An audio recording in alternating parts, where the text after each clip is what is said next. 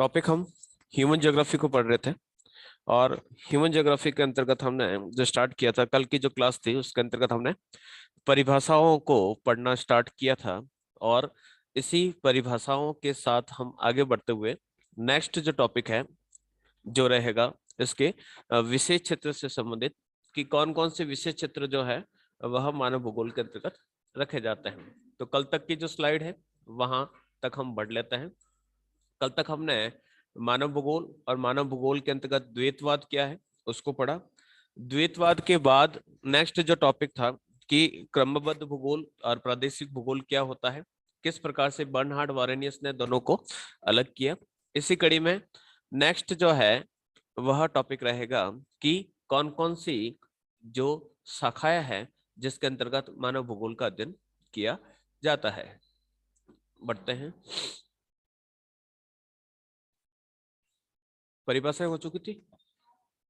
शाखाओं के बारे में भी हमने लिख लिया था कि कौन कौन सी जो शाखाएं हैं वह मानव भूगोल के अंतर्गत पढ़ाई जाती है। तो मानव भूगोल की अगर शाखाओं की अगर बात करें तो शाखाओं के अंतर्गत सबसे पहला सामाजिक भूगोल। सामाजिक भूगोल के साथ साथ व्यवहारिक भूगोल, ऐतिहासिक, चिकित्सा भूगोल, समाज कल्याण भूगोल, नगरीय भूगोल, राजनीतिक भूगोल, ये सारी की सारी भूगोल की अलग अलग शाखाएं हैं जो भूगोल के अंतर्गत पढ़ाई जाती है और विशेष तौर पर मानव भूगोल के अंतर्गत पढ़ाई जाती है। आगे बढ़ते हैं। अब हम पढ़ते हैं कि इस विषय की विषय रूपरेखा किस प्रकार से चलती है। तो हमने अभी तक जो विभाजन किया था उस विभाजन के अंतर्गत आपने देखा होगा कि जब हम भूगोल यानी सबसे पहले आता है हमारा भूगोल।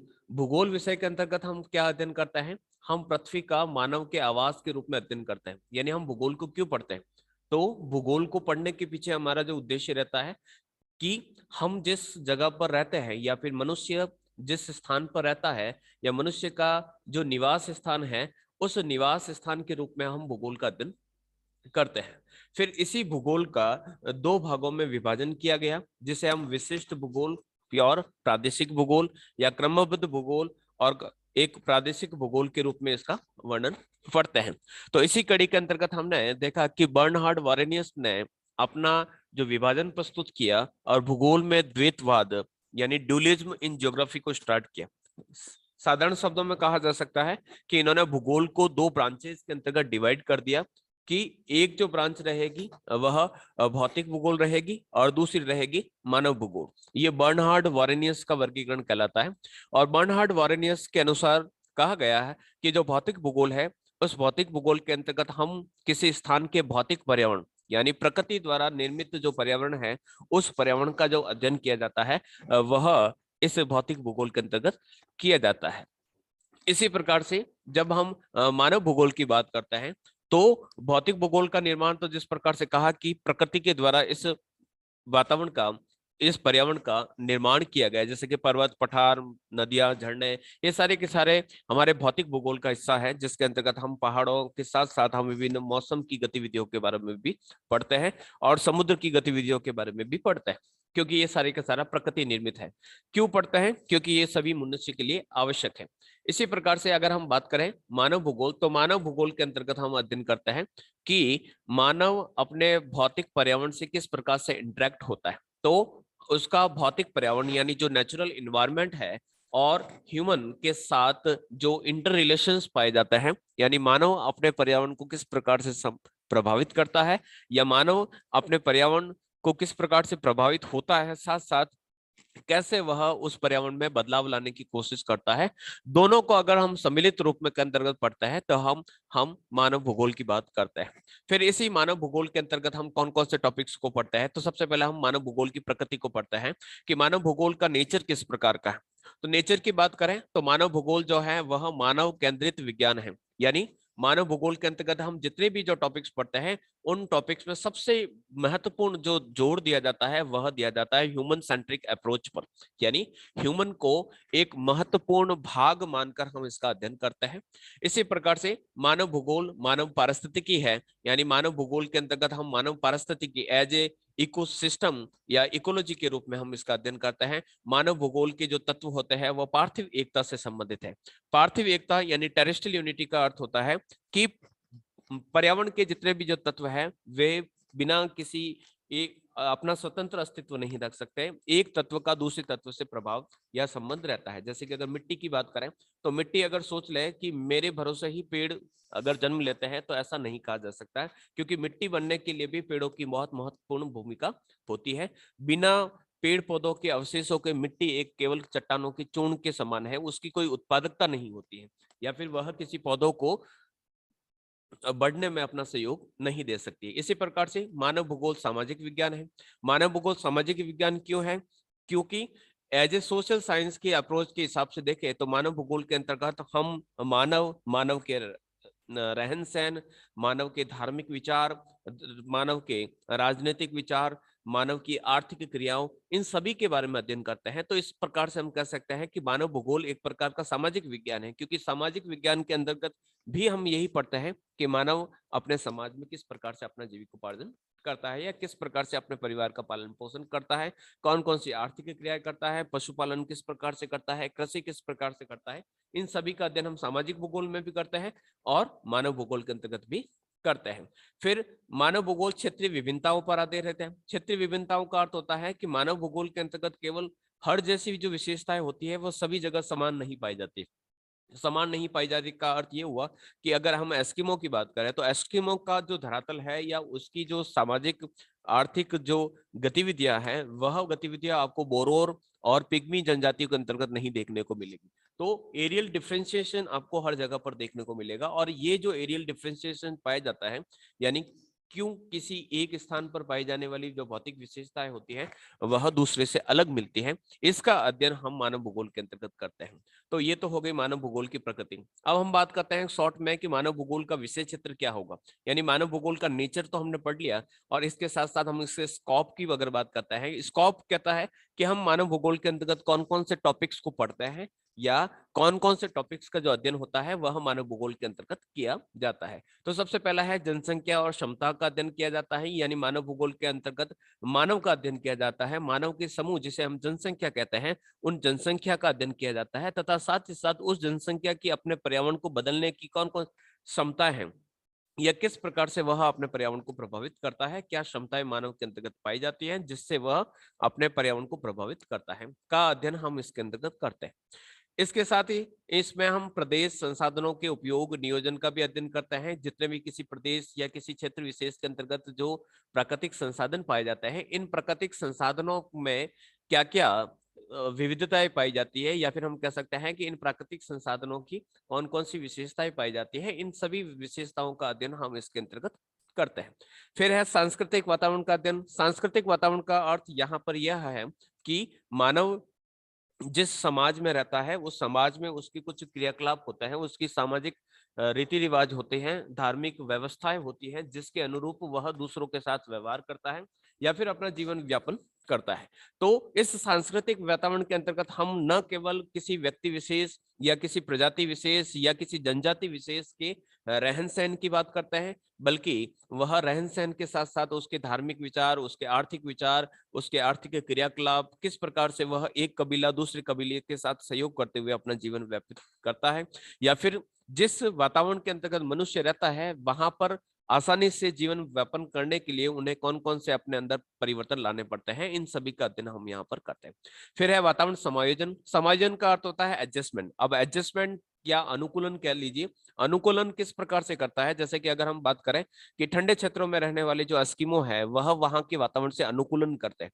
अनुकूलन किस प्रकार से करता है कि अगर वह उस ठंडे वातावरण में अपने आप को अनुकूलित नहीं करेंगे, यानी सामने वाला जो वातावरण है उसके अनुरूप अपने आप को नहीं ढालेंगे, तो वह मृत्यु को प्राप्त हो जाएंगे, यानी वह वहां पर जीवित नहीं रह पाएंगे। तो अनुकूलन के माध्यम से वे अपने आप को उस वातावरण में जो कठोर वातावरण है फिर भी वहां पर उनको अनुकूलित करते हुए अपना जीवन यापन करते हैं। वहां पर वे अपने आर्थिक क्रियाकलाप भी करते हैं, और साथ ही साथ आर्थिक क्रियाकलापों के साथ साथ भी अपनी और अपने परिवार की आवश्यकताओं की पूर्ति के लिए वह विभिन्न आर्थिक क्रियाएं भी करते हैं। फिर है वातावरण समायोजन का कालिक अनुक्रमण। कालिक अनुक्रमण का अर्थ होता है कि क्रॉनिकल जो सक्सेशन है, यानी जैसे जैसे समय रहता बदलता जाता है वैसे वैसे ये समय के अनुसार अपने अंदर कुछ न कुछ परिवर्तन लाते रहते हैं। तो ये तो हो गए एक शॉर्ट में कहा जा सकता है कि मानव भूगोल के क्षेत्र क्या हो गए। तो अभी तक हमने पढ़ा, सबसे पहले देखिएगा यहाँ पर हमने स्टार्ट किया कि भूगोल किसे कहते हैं। तो भूगोल जो है पृथ्वी का मानव आवास के रूप में अध्ययन करता है।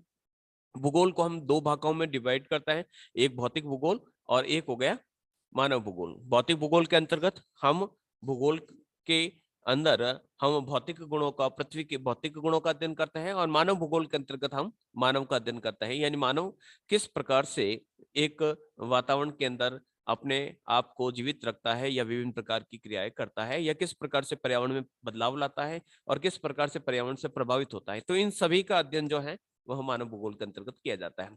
फिर ये कैसा विषय है, तो ये मानव केंद्रित विषय है, ये मानव पारिस्थितिकी है, ये पार्थिव एकता से संबंधित है, सामाजिक विज्ञान है, और इसी प्रकार से क्षेत्रीय विविधताओं का जो अध्ययन है इसके अंतर्गत किया जाता है। विशेष क्षेत्र हो गए, और विशेष क्षेत्र के बाद लास्ट हम बात करते हैं कि इसके उपागम कौन कौन से होते हैं। तो पारिस्थितिकी उपागम, पारिस्थितिकी उपागम का अर्थ होगा कि हम इसके अंतर्गत यानी मानव भूगोल के अंतर्गत हम किस प्रकार से अध्ययन करते हैं। तो हम पारिस्थितिकी उपागम यानी प्रकृति के तत्वों का अध्ययन हम इसके अंतर्गत करते हैं, और प्रकृति के साथ सहयोग करते हुए किस प्रकार से मानव अपना जीवन व्यतीत करता है, क्या अध्ययन करता है। क्षेत्रीय उपागम कहता है कि इस मानव भूगोल विषय के अंतर्गत हम किसी न किसी क्षेत्र विशेष के अंतर्गत पाई जाने वाली मानव और पर्यावरण के बीच होने वाली अंतःक्रियाओं का अध्ययन करते हैं।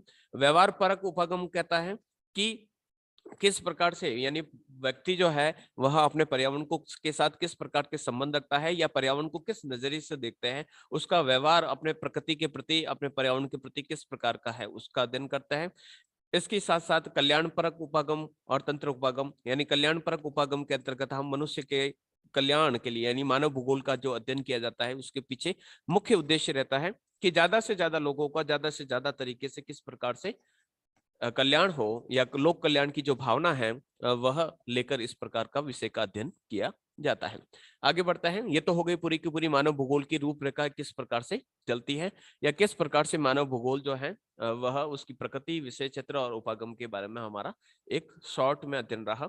नेक्स्ट हम बढ़ते हैं स्लाइड पर। अगर हम मानव भूगोल के विशेष क्षेत्रों को अलग से लिखना चाहे तो इस प्रकार से लिख सकते हैं, जैसे कि हमने कहा कि भूगोल को हमने दो भागों में डिवाइड किया, एक तो हो गया आपका भौतिक भूगोल और एक हो गया मानव भूगोल। भौतिक भूगोल के अंतर्गत हम क्या क्या अध्ययन करते हैं, हम भू आकृति विज्ञान यानी जियोमॉर्फोलॉजी होता है, क्लाइमेटोलॉजी होता है, इसी के प्रकार से ओशियोनोलॉजी, एस्ट्रोलॉजी, बायोलॉजी, मैथमेटिक्स जियोग्राफी या मैथमेटिक्स जियोग्राफी, फिर आपका पेडोलॉजी जिसे मृदा भूगोल कहा जाता है, बॉटनिकल जियोग्राफी है, इन्वायरमेंटल जियोग्राफी है, आपके हेल्थ एंड मेडिकल जियोग्राफी है, कार्टोग्राफी है, इसी प्रकार से टूरिज्म जियोग्राफी है, ये कार्टोग्राफी है। तो इस प्रकार से ये सारे के सारे जो विषय है जो भौतिक भूगोल के अंतर्गत शामिल किए जाते हैं। और दूसरा जो विषय है वह है हमारा ह्यूमन जियोग्राफी। अब ह्यूमन जियोग्राफी के अंतर्गत हम तो अगर टॉपिक्स की बात करें तो टॉपिक्स के अंतर्गत देखिएगा हर वो विषय जो ह्यूमन से जुड़ा हुआ है सारे के सारे इसके अंतर्गत शामिल किए जाते हैं। ऐतिहासिक भूगोल के अंतर्गत हम इतिहास और भूगोल को एक साथ पढ़ने की कोशिश करते हैं, या इतिहास से जोड़कर भूगोल का अध्ययन किया जाता है। इसी प्रकार से हम आर्थिक भूगोल की बात करें तो इकोनॉमिक एंड ज्योग्राफी को एक साथ जोड़कर यानी मनुष्य की आर्थिक क्रियाओं का अध्ययन आर्थिक भूगोल के अंतर्गत किया जाता है। और आर्थिक भूगोल जो है वह मानव भूगोल की एक महत्वपूर्ण शाखा के रूप में जानी जाती है। इसी प्रकार से सामाजिक भूगोल के अंतर्गत हम सोशियोलॉजी की बात करते हैं कि किस प्रकार से मानव और मानव का जो समाज है इस प्रकार से अपना जीवन या फिर अपनी विभिन्न क्रियाओं को यहाँ पर व्यतीत करता है। इसी प्रकार से cultural geography, political geography, population geography, habitat geography या सेटलमेंट जियोग्राफी कहा जाता है इसे। फिर इसके बाद ग्रामीण और नगरीय भूगोल यानी rural geography and urban geography के अंतर्गत हम ग्रामीण और नगरीय अधिवास और उनकी बसने की जो पैटर्न है उन पैटर्न के बारे में अध्ययन करते हैं। फिर है रिसोर्स ज्योग्राफी। रिसोर्सेज ज्योग्राफी के अंतर्गत पृथ्वी पर पाए जाने वाले विभिन्न रिसोर्सेज और इन रिसोर्सेज का किस प्रकार से मानव उपयोग करता है, किस प्रकार से कौन कौन से संसाधन होते हैं, संसाधनों का किस प्रकार से वितरण और मानव कल्याण के लिए इन संसाधनों का किस प्रकार से अधिकतम उपयोग किया जाता है के बारे में अध्ययन किया जाता है। बात करें सैन्य भूगोल तो मिलिट्री ज्योग्राफी के अंतर्गत मिलिट्री से रिलेटेड ज्योग्राफी को अध्ययन किया जाता है, क्योंकि मैप और जितने भी जो स्ट्रक्चर है जो आर्मी से रिलेटेड होते हैं तो उनका अध्ययन करते हैं। इंटरविजिबिलिटी को जब हम प्रैक्टिकल के अंतर्गत पढ़ते हैं तो वह भी इससे सैन्य भूगोल का ही हिस्सा माना जाता है। आचरण भूगोल यानी बिहेवियर ज्योग्राफी, इसी प्रकार से कृषि भूगोल, agriculture geography, transportation geography, industrial geography, फिर आपका प्लानिंग, रीजनल प्लानिंग, और फिर है रिमोट सेंसिंग एंड जीआईएस। ये सारे के सारे जो विषय है ये सारे के सारे मानव भूगोल के अंतर्गत रखे जाते हैं। तो ये स्क्रीनशॉट ले सकते हैं। ये मानव भूगोल के विषय क्षेत्र, यानी हम इन ब्रांचेस को, और ये जो 17 आपको जो पॉइंट्स दे रखे हैं, ये 17 की 17 जो है वह मानव भूगोल की ब्रांचेज भी जाने जाती है, और पूरी की पूरी जो 17 है ये अलग अलग एक बुक्स के रूप में भी आपको भूगोल के अंतर्गत देखने को मिलती है। जब भी आप एमए में जाओगे तो एमए में इसमें से आपको ऑप्शनल्स के रूप में कुछ सब्जेक्ट्स या टॉपिक्स जो है आपको चूज करने होंगे। बढ़ते हैं आगे नेक्स्ट स्लाइड में। विडाल डी ब्लांस, यानी विडाल डी ब्लांस ने भी मानव भूगोल के कुछ क्षेत्र बताए हैं। तो मानव भूगोल के अगर क्षेत्रों की अगर बात करें, विडाल डी ब्लांस जो एक फ्रांस के विद्वान थे और संभववादी विचारधारा को आगे लाने में सबसे ज्यादा योगदान जो था वह विडाल डी ब्लांस को लाया जाता है। जैसे कि हम नियतिवाद को पढ़ते हैं तो नियतिवाद के अंतर्गत हम रेडजेल और कुमारी सैंपुल को पढ़ते हैं, और ये दोनों कह सकते हैं, यानी रेडजेल जो था वह जर्मन यानी जर्मनी का था, और इसी प्रकार से विडाल्डी जो ब्रांच थे वह फ्रांस के थे, और फ्रांसीसी विचारधारा को आगे लाने का जो प्रयास है इसके द्वारा किया गया था। तो ये बताता है कि मानव भूगोल के अंतर्गत हम कौन कौन से टॉपिक्स को पढ़ते हैं। तो मेन टॉपिक्स ये है, जैसे कि जनसंख्या, तो जनसंख्या के अंतर्गत हम पूंजी यानी क्लस्टर्स के बारे में, पॉपुलेशन क्लस्टर्स के बारे में पढ़ते हैं, पॉपुलेशन डिस्ट्रीब्यूशन के बारे में पढ़ते हैं, पॉपुलेशन डेंसिटी के बारे में पढ़ते हैं, और पॉपुलेशन एग्लोमेरेशंस यानी जनसमूह, यानी विश्व में जनसंख्या कहाँ कहाँ पर किस प्रकार से पाई जाती है, उन सभी का अध्ययन इसके अंतर्गत किया जाता है। नेक्स्ट है सभ्यता के तत्व। सभ्यता के तत्व के अंतर्गत हम पढ़ते हैं कि मानव अपने वातावरण से किस प्रकार से, यानी ह्यूमन इन्वायरमेंट रिलेशनशिप्स को पढ़ते हैं, अनुकूलन यानी एडॉप्शन के बारे में देखते हैं। इसके अलावा हमारे ह्यूमन ऑक्यूपेशन, यानी हम लाइवलीहुड्स के लिए कौन कौन से ऑक्यूपेशंस को करते हैं। फिर आपके मकान निर्माण की सामग्री का अध्ययन ह्यूमन ज्योग्राफी के अंतर्गत किया जाता है, और मानवीय बस्ती यानी ह्यूमन सेटलमेंट का अध्ययन हम ह्यूमन ज्योग्राफी में क्षेत्र के रूप में, एक स्कोप के रूप में इसका अध्ययन करते हैं। इसके अलावा ट्रांसपोर्टेशन भ्रमण के अंतर्गत मानव, पशु, गाड़ियां, सड़कें, रेल, इन सभी का अध्ययन है इसके अंतर्गत करते हैं। विडाल डी ब्लांस ने जब ये टॉपिक्स, ये जो मानव भूगोल के जब क्षेत्र बताए थे, उस समय जो एयर ट्रांसपोर्टेशन था वह इतना डेवलप नहीं हो रखा था, इसलिए एयर ट्रांसपोर्टेशन का यहाँ पर उल्लेख नहीं किया जाता है, क्योंकि जिस समय यह टॉपिक आए या इस प्रकार की जो व्यवस्था स्टार्ट हुई थी या इस प्रकार से मानव भूगोल के क्षेत्र बताए गए थे, उस समय रेल तो थी डेवलप, सड़कें भी डेवलप थी, पशु भी चलते थे, और अलग अलग गाड़ियां चलती थी, लेकिन एयर रूट्स उस समय डेवलप नहीं हुए, या फिर कहा जा सकता है हवाई जहाज का आविष्कार उस समय नहीं हुआ था। इसके अलावा विडाल डी ब्लांस कहता है कि मानव भूगोल के क्षेत्रों के अंतर्गत हम विभिन्न मानव जातियों का अध्ययन करते हैं और नगरों का अध्ययन करते हैं। मानव जातियों के अंतर्गत हमने निग्रोइड है, काकेशाइड है, इसी प्रकार से मंगोलाइड, काकेसाइड, ये जो विभिन्न जो प्रजातियों का वर्गीकरण है, जो अलग अलग हेल्डन ने अलग दिया है, ग्रिफिथ टेलर ने अलग दिया है, तो इन सभी मानव प्रजातियों का अध्ययन करता है। और नगर और नगरों के विकास और नगरों की विभिन्न प्रकार, उनका प्रकार्यात्मक वर्गीकरण, ये सारी की सारी जो चीजें हैं वह विडाल डी ब्लांस के अंतर्गत या के अनुसार ये मानव भूगोल के विषय क्षेत्र है, यानी मानव भूगोल के विषय क्षेत्र के अंतर्गत हम इन टॉपिक्स का अध्ययन करते हैं। नेक्स्ट विषय क्षेत्र को और डिफाइन किया जा सकता है कि ह्यूमन ज्योग्राफी के अंतर्गत हम पॉपुलेशंस को पढ़ते हैं, ह्यूमन इन्वायरमेंट रिलेशनशिप्स को पढ़ते हैं, और ह्यूमन इन्वायरमेंट रिलेशनशिप्स के अंतर्गत सबसे पहले हम डिटर्मिनिज्म को पढ़ते हैं, यानी मानव जो है वह प्रकृति का दास है। इसके बाद हम संभववाद को पढ़ते हैं, यानी जो पॉसिबिलिस्टिक जो अप्रोच है, और इसका अर्थ होता है कि जो मनुष्य है वह प्रकृति का दास नहीं है, वह पॉसिबिलिटीज को ढूंढता है। इसी प्रकार से नवनिश्चयवाद, जिसे ग्रिफिथ टेलर ने एस्टेब्लिश किया था या उसको डेवलप किया था, और इसे स्टॉप एंड गो डिटर्मिनिज्म कहते हैं, जो प्रकृतिवाद और संभववाद के बीच में समन्वय, यानी दोनों को शामिल करके एक नई विचारधारा सामने लाई जाती है। इसके अलावा ह्यूमन ज्योग्राफी के अंतर्गत हम नेचुरल रिसोर्सेज के बारे में स्टडी करते हैं कि प्रकृति में कौन कौन से नेचुरल रिसोर्सेज पाए जाते हैं और उनका किस प्रकार से सदुपयोग किया जाता है, और किस प्रकार से प्राकृतिक संसाधनों से मानव अपना क्रियाकलाप चलता है। सांस्कृतिक भूदृश्य, अब सांस्कृतिक भूदृश्य के अंतर्गत वो भूदृश्य, यानी एक तो होता है प्राकृतिक भूदृश्य, जैसे कि पर्वत, पठार, मैदान, ये सारे के सारे किसने बनाए? प्रकृति ने बनाए। और उसी प्रकार से सांस्कृतिक भूदृश्य की बात करते हैं तो ह्यूमन मेड जितने भी जो लैंडस्केप है, जिसके अंतर्गत वह स्कूल बनाता है, कॉलेज बनाता है, मंदिर मस्जिद गिरजाघर बनाता है, सड़कें बनाता है, पुल बनाता है। ये सारे के सारे सांस्कृतिक भूदृश्यों के अंतर्गत शामिल किए किए जाते हैं और इनका अध्ययन हम ह्यूमन ज्योग्राफी के अंतर्गत करते हैं। नेक्स्ट है वातावरण समायोजन। वातावरण समायोजन जो कि भूगोल की एक महत्वपूर्ण विषय वस्तु है, जिसके अंतर्गत हम पढ़ते हैं कि मानव भूगोल जो है और मानव जो है वह अपने प्रकृति के साथ किस प्रकार से समायोजन करता है। फॉर्म ऑफ एडेप्शंस पढ़ते हैं कि किस प्रकार से डिफरेंट क्लाइमेट्स के अंतर्गत जो ह्यूमन है अपने एनवायरमेंट से इंटरेक्ट होता है और उसमें चेंजेस लाने का प्रयास करता है।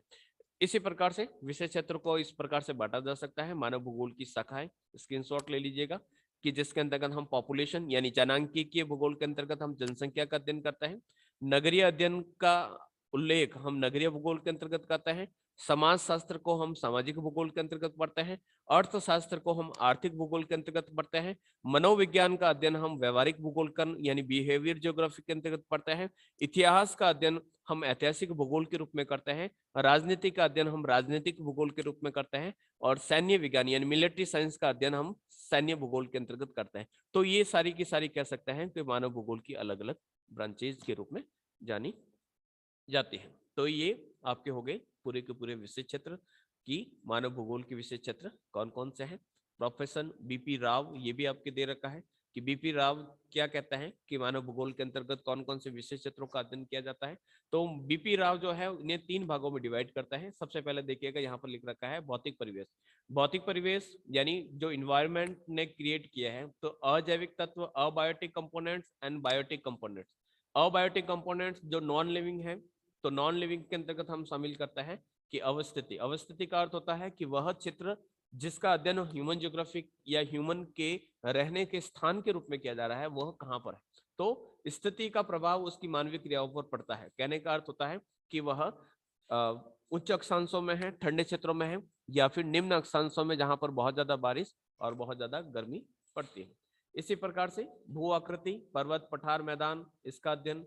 जल स्रोत कौन कौन से है जहां पर ह्यूमन जो है अपना हैबिटेट एस्टेब्लिश करता है, वहां की जलवायु, वहां पर पाई जाने वाली मृदा और खनिज, क्योंकि अगर मानव कहीं बसेगा तो इन सब का उपयोग करेगा। इसी प्रकार से जैविक तत्वों के अंतर्गत हम बात करें तो पशु जगत, वनस्पति और सभी सूक्ष्म जीवों का अध्ययन करता है। लास्ट मानवीय क्रियाओं का अध्ययन ह्यूमन ज्योग्राफी के अंतर्गत किया जाता है। हमारी आधारभूत आवश्यकताएं जैसे कि भोजन, वस्त्र, आवास, परिवहन, उपकरण, इनका अध्ययन ह्यूमन ज्योग्राफी के अंतर्गत किया जाता है। इसी प्रकार से प्रमुख क्रियाकलाप, प्रमुख क्रियाकलाप के अंतर्गत हम कौन कौन से आर्थिक क्रियाकलाप करते हैं। शिकार करते हैं, पशुपालन करते हैं, कृषि करते हैं, उद्योग, खनन और यातायात। इसी प्रकार से हमारी आवश्यकताएं, हमारी उच्च आवश्यकताएं जैसे कि शिक्षा, मनोरंजन, स्वास्थ्य, कला और विश्व शांति हेतु हमने कौन कौन से प्रयास किए हैं, इन सभी का अध्ययन इसके अंतर्गत किया जाता है। तो ये पूरे के पूरे हो गए आपके मानव भूगोल की विषय